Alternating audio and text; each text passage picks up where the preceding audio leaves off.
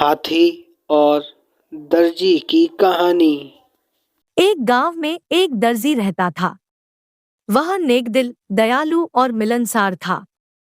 सभी गांव वाले अपने कपड़े उसी को सीने दिया करते थे। एक दिन दर्जी की दुकान में एक हाथी आया। वह भूखा था। दर्जी ने उसे केला खिलाया। उस दिन के बाद से हाथी रोज दर्जी की दुकान में आने लगा। दयालु दर्जी उसे रोज केला खिलाता। बदले में हाथी कई बार उसे अपनी पीठ पर बिठाकर सैर पर ले जाता। दोनों के प्रेम को देखकर गांव वाले भी हैरान थे। एक दिन दर्जी को किसी काम से बाहर जाना पड़ा। उसने अपने बेटे को दुकान पर बिठा दिया। जाते जाते वह उसे केला देते हुए कह गया कि हाथी आए तो उसे खिला देना। दर्जी का बेटा बड़ा शरारती था। दर्जी के जाते ही उसने केला खुद खा लिया। जब हाथी आया तो उसके शैतानी दिमाग में एक शरारत सूझी। उसने एक सुई ली और उसे अपने पीछे छुपाकर हाथी के पास गया। हाथी ने समझा कि वह केला देने के लिए आया है, इसलिए अपनी सूंड आगे बढ़ा दी। उसके सूंड बढ़ाते ही दर्जी के बेटे ने उसे सुई चुभो दी। हाथी दर्द से बिलबिला उठा। ये देखकर दर्जी के लड़के को बड़ा मजा आया और वह ताली बजाकर खुश होने लगा। दर्द से बिलबिलाता हाथी गांव की नदी की ओर भागा। वहां जाकर उसने अपनी सूंड पानी में डाल दी। कुछ देर नदी के शीतल जल में रहकर उसे राहत महसूस हुई।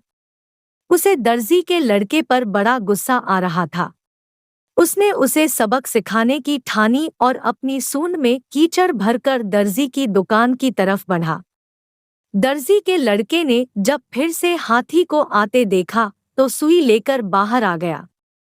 वह हाथी के पास आते ही उसे सुई चुभाने के लिए आगे बढ़ा, मगर हाथी ने सूंड में भरा सारा कीचड़ उस पर उड़ेल दिया।